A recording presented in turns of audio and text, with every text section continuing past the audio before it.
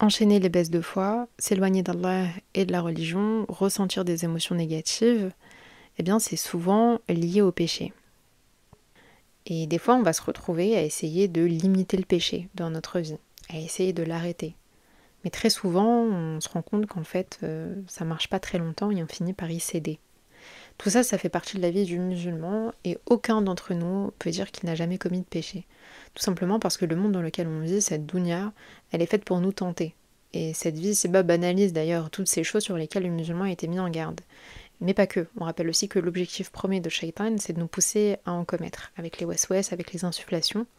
On rappelle ce fameux passage de l'histoire où Iblis dit clairement à Allah dans Surat al-A'raf, verset 16, puisque tu m'as mis en erreur, dit Satan, je m'assoirai pour eux sur ton droit chemin, puis je les assaillerai de devant, de derrière, de leur droite et de leur gauche, et pour la plupart tu ne les trouveras pas reconnaissants.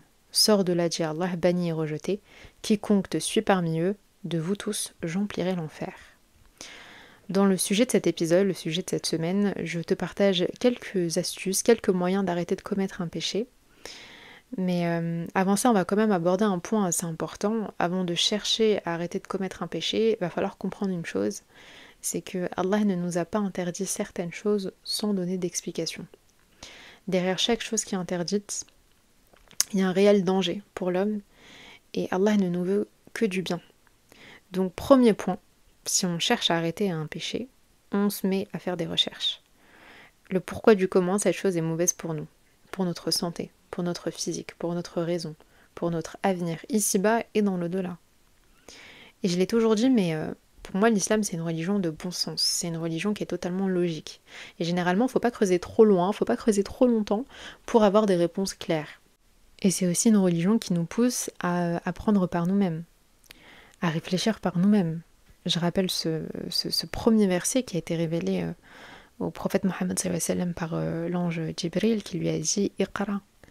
Iqra qui veut dire lire, mais qui veut dire bien plus que ça. C'est s'instruire, c'est apprendre, c'est découvrir, c'est chercher la science d'ailleurs.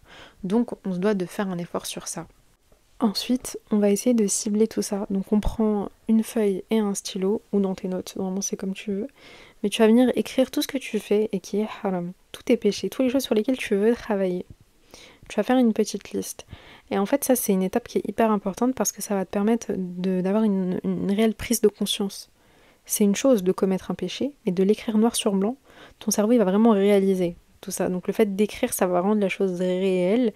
Et je le dis souvent, mais on a un peu un lien un peu bizarre, en fait, avec le péché, où tu le commets, mais tu te sens mal vis-à-vis de ça. Et donc, du coup, tu l'oublies, mais tu le fais quand même, etc. Genre, c'est très, très bizarre.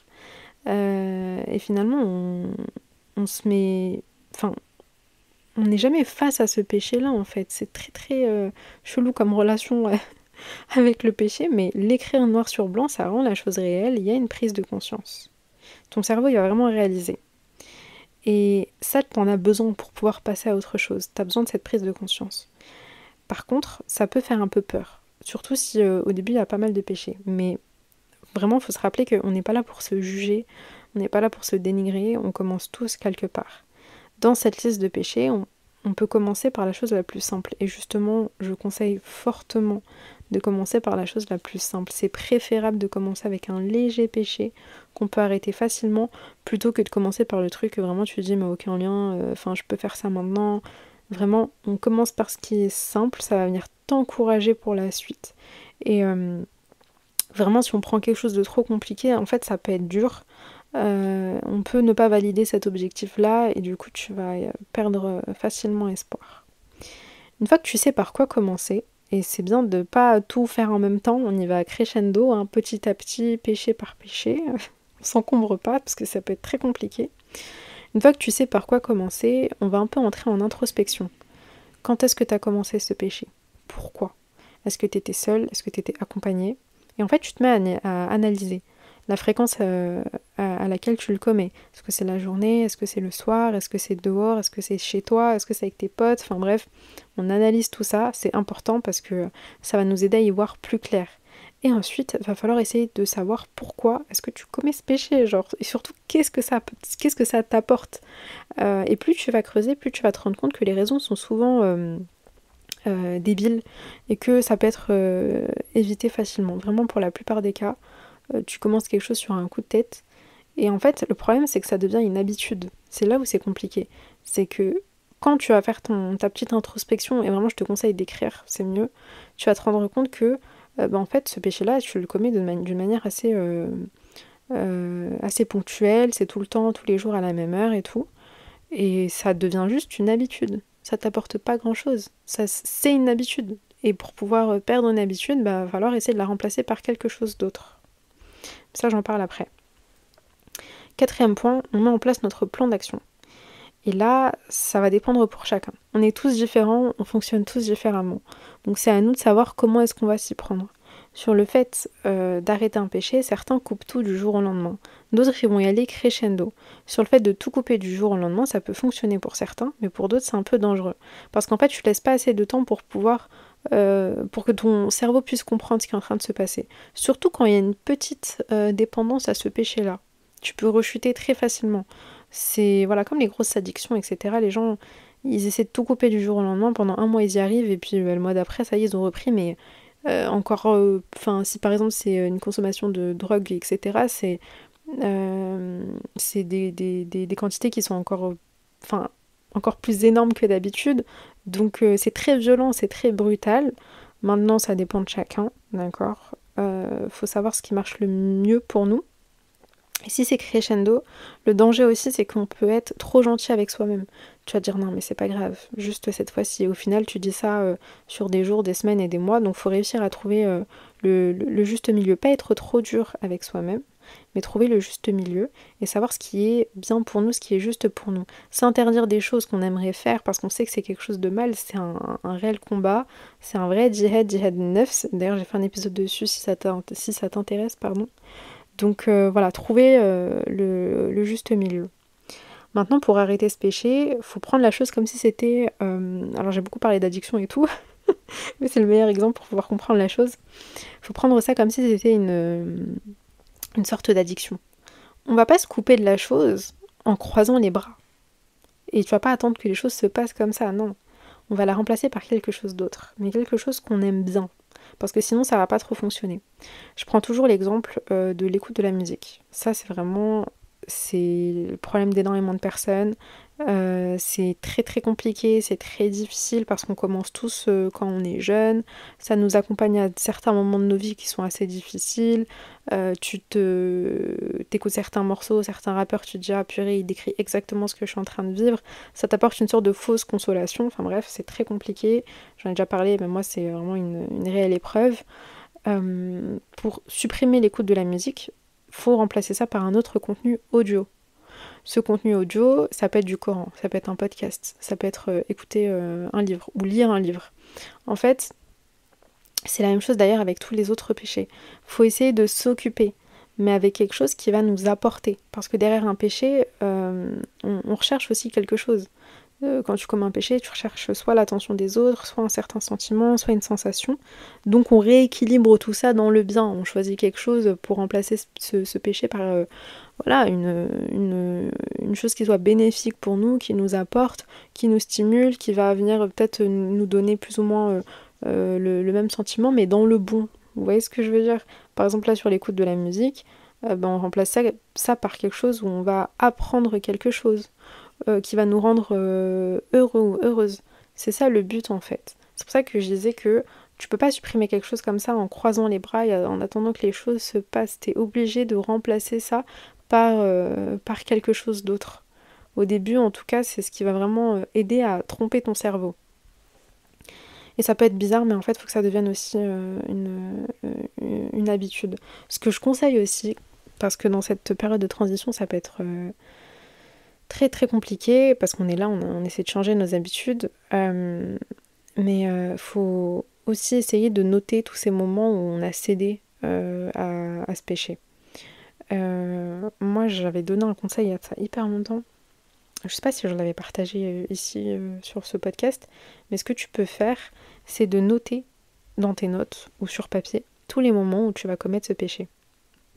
C'est pas juste tu notes, tu mets la date et tu mets l'heure. Tu notes à chaque fois que tu commets ce péché. Tu notes. Et au fur et à mesure, quand tu vas ouvrir l'application de tes notes, tu vas dire mais c'est pas possible. J'ai commis ce péché-là autant de fois, cette semaine autant de fois ce mois-ci. Vraiment, ça va appuyer sur cette prise de conscience et ça va te permettre pardon, de mieux analyser la chose. Tu vas dire non mais c'est pas possible. Genre Enfin, je commets tout le temps ce péché-là à telle heure. Et tu vas te rendre compte que ouais, c'est une réelle habitude et qu'il faut remplacer cette mauvaise habitude par quelque chose d'autre. Donc ça, c'est vraiment une bonne chose pour mieux visualiser en fait les tendances à la... Oh, j'arrive pas à parler. Ouais, ces tendances-là où tu commets ce péché. On continue un peu avec les conseils et tout. Ce qu'il faut pas négliger aussi, c'est les doigts. Demander à Allah est vraiment avec le cœur, genre de manière sincère, de nous éloigner de ce péché. Et c'est pas juste on fait cette doua et ça y est, on va vaguer à nos occupations et tout, non. On fait cette doua et on montre à Allah qu'on y tient et on insiste à chaque prière, à chaque fois qu'on est tenté, on lui demande de mettre vraiment le dégoût dans notre cœur pour ce péché. Vraiment, ya Allah, met le dégoût dans mon cœur pour ce péché. À chaque fois que j'y pense, fais en sorte que voilà, j'ai un mauvais sentiment, que ça me dégoûte, que je veux pas. Vraiment, des fois, il faut y aller loin. C'est vraiment, je vous promets, c'est... Bref, mais un maximum de fois, faire cette doua-là un maximum de fois, à chaque fois qu'on est tenté, quand on fait nos prières, etc. Et puis, il faut pas oublier que le doua, c'est aussi un acte d'adoration. Et il faut pas oublier que ça peut changer notre vie.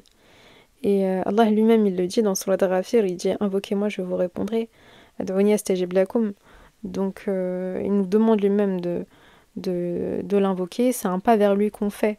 On essaie de devenir une meilleure personne. On essaie de devenir un meilleur musulman, une meilleure musulmane. On fait un pas vers lui pour qu'il nous aide à devenir meilleurs. Donc forcément, il va nous faciliter. Dans cette fameuse période de transition, on essaie de changer nos habitudes, il faut aussi garder un œil sur nos fréquentations. Et je le répéterai jamais assez, mais on est bien plus influençable que ce que l'on pense. Donc les personnes de ton entourage avec qui tu te retrouves facilement à faire des péchés, etc. Et voilà, tu connais la personne depuis longtemps, vous faites ça depuis longtemps, il y a une certaine attache, vous êtes très proches, etc. En fait, il faut essayer de soit s'en éloigner, soit essayer d'avoir voilà, des petites conversations pour faire comprendre à la personne qu'on essaie d'emprunter un meilleur chemin, qu'on essaie de s'améliorer, surtout si la personne est musulmane. Voilà, donc peut-être que lui faire part de ça, ça peut être un déclic pour elle. Donc on fait attention aux fréquentations, vraiment, et on se rapproche des personnes qui nous poussent à bien œuvrer. Je rappelle ce hadith d'après Abu Huraira, le prophète Mohammed a dit « L'homme est sur la religion de son ami proche, ainsi que l'un d'entre vous regarde qui il prend comme ami proche. » Nos fréquentations, c'est hyper important. Tes fréquentations, soit elles te font rentrer en enfer, soit elles te font rentrer au paradis. Et toi-même, parce qu'on parle souvent des autres, hein, mais on ne parle pas aussi de nous. Mais nous aussi, on a une responsabilité, il ne faut pas oublier.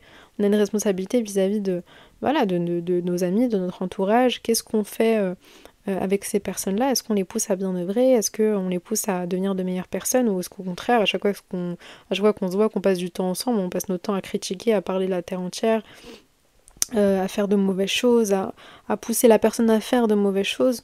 On fait aussi attention à soi quand même. Faut aussi veiller à ce qu'on consomme sur Internet. Nos fameux modèles, les gens qu'on suit sur les réseaux, etc. Par exemple, si tu cherches à te voiler, si tu veux te voiler, mais que tu suis des influenceuses sous brushing H24, ça peut être compliqué. Parce que ça va venir influencer ton idéal de physique.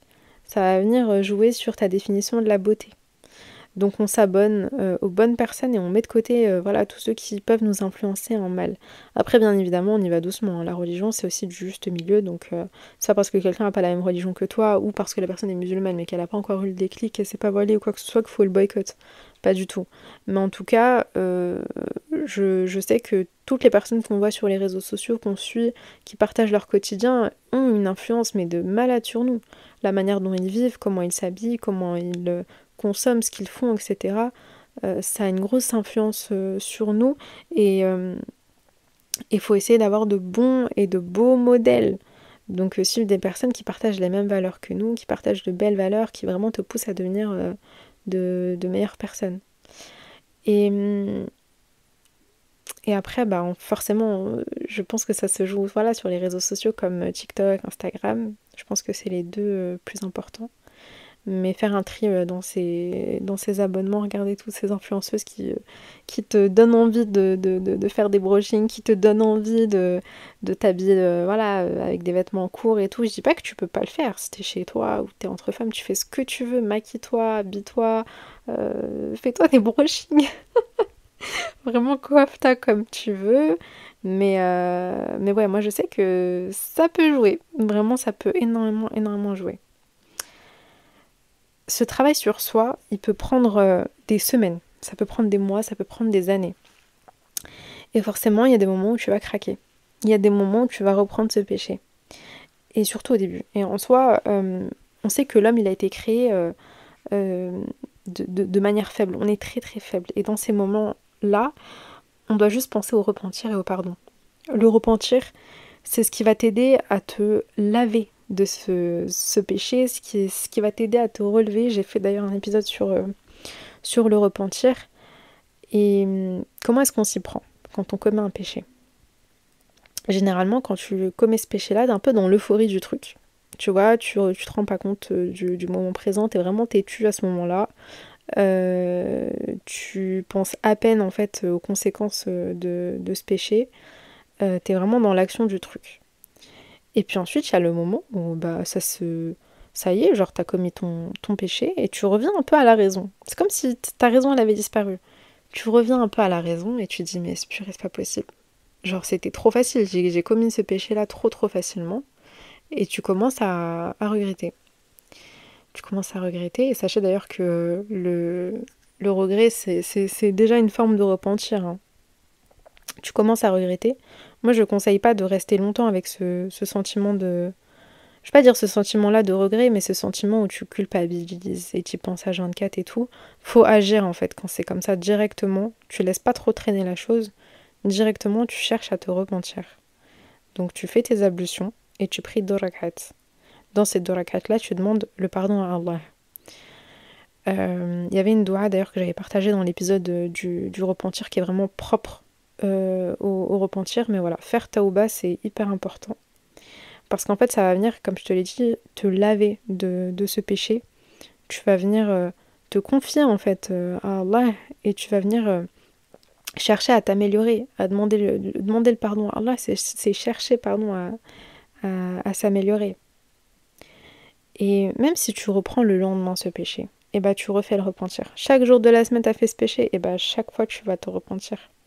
À chaque fois pardon, tu vas chercher à te laver de ce péché. Anas ibn Malik radiallahu anhu, rapporte que le messager d'Allah a dit sallallahu alayhi wa sallam, tous les fils d'Adam commettent des péchés et les meilleurs des pécheurs sont ceux qui se repentent beaucoup. Quand on va arriver le jour du jugement, ce qui va jouer en notre faveur, ça va être l'expiation de nos péchés. Ça va être tous ces moments-là, on va se dire ok, ce que j'ai fait c'est pas bien, mais qu'on aura cherché à demander pardon à Allah. Et souvent les gens, c'est pour ça que moi je dis faut pas tarder et faire ça directement. Mais souvent les gens en fait ils se remplissent de culpabilité et puis ils sont en mode non mais je suis trop sale, je suis pas assez bien pour demander pardon à Allah, il va jamais me pardonner, etc. Souvent ces discours-là c'est des personnes qui connaissent pas assez bien Allah, mais ça on va en parler après, qui connaissent pas assez bien toutes ses qualités et surtout qui ont laissé tous ces péchés avoir de la place en eux en fait. Ça s'accumule et tu te laves pas de tout ça. Donc voilà, à chaque fois qu'on commet un péché, on demande pardon à Allah ou on fait le repentir avec 2 rak'at. Dans tous les cas, istighfar, dans tous les cas, on demande le pardon, on cherche à ce que nos péchés soient expiés, on agit en fait. Faut qu'on soit dans l'action. Il faut qu'on soit dans la transparence avec Allah, il faut qu'on soit transparent avec lui et qu'on admette vraiment que oui, on a commis ce péché-là, mais je cherche à me faire pardonner. Je cherche à devenir meilleur. Allah, c'est El-Ghafour, c'est El-Rahim. Dans ces noms, on retrouve cette qualité dont on a tant besoin. Allah, c'est le pardonneur, le très miséricordieux. Donc on ne désespère jamais. Surtout que Ce qui peut aussi changer pour nous, c'est le fait de faire des bonnes actions. D'un côté, on a le pardon, le repentir, et de l'autre côté, on a le fait de faire de bonnes actions. Dans Surat Hud, verset 11, Allah dit, verset 114, pardon. Allah dit « Et accomplis la salette aux deux extrémités du jour et à certaines heures de nuit. Les bonnes œuvres dissipent les mauvaises. Cela est une exhortation pour ceux qui réfléchissent. » Les bonnes œuvres dissipent les mauvaises. Donc, alhamdoulilah, on a toujours un moyen de se rattraper. Soit tu fais du istighfar dans la journée, soit tu décides de faire 2 rak'at pour demander pardon à Allah, ou tu fais de bonnes actions. Allah, il est tellement clément avec nous et on se rend même pas compte. Dans Surat Zumar, Allah dit, verset 53, « Ô mes serviteurs qui ont commis des excès à votre propre détriment, ne désespérez pas de la miséricorde d'Allah, car Allah pardonne tous les péchés. Oui, c'est lui le pardonneur, le très miséricordieux. » Donc on perd pas espoir. Si lui-même le dit, on perd pas espoir. On continue de demander pardon à Allah. Je tiens quand même à ajouter aussi une petite parenthèse. Ne dévoile pas tes péchés. N'en parle pas autour de toi. Garde ça pour toi. J'en ai déjà parlé sur mes autres épisodes, sur les réseaux et tout. Mais c'est important de ne pas dévoiler ses péchés parce que en fait tu peux banaliser un péché sans même te rendre compte, et ou tu peux donner une occasion à une personne de te rappeler une mauvaise chose que tu as faite. Donc on ne dévoile pas ses péchés, on n'en parle pas, d'accord ? Et surtout, ne soyez pas trop dur avec vous-même. Rappelez-vous qu'on avance petit à petit, que la perfection n'existe pas, qu'on sera jamais parfait, qu'on continuera sûrement à commettre des péchés tout au long de notre vie. Mais en fait, on apprend tout au long de notre vie. C'est ça aussi qu'il faut comprendre. C'est que on est là pour apprendre. On est là pour essayer de, certes, aussi s'améliorer. Mais c'est petit à petit. Vraiment, il n'y a pas de jugement vis-à-vis de soi-même, il n'y a pas on se dénigre pas ni quoi que ce soit, on apprend petit à petit et donc on avance petit à petit et l'intention compte énormément. L'intention compte énormément. Mettre niya à chaque fois, demander à Allah de nous faciliter, les doigts, etc. C'est vraiment ce qui va changer la donne pour nous, et pas être trop dur avec soi-même, mais pas être trop dur avec les autres. On mène toutes et tous des batailles différentes. Des péchés peut-être qu'on commet depuis des années. On n'arrive pas. Peut-être qu'il y a des gens, je dis la vérité, il y a des gens qui commettent des péchés, ils en ont commis toute leur vie, etc. Mais devant les autres, ils ont une image propre, une image lisse. Et ils n'en parlent pas, ils montrent pas parce que voilà, c'est une énorme bataille.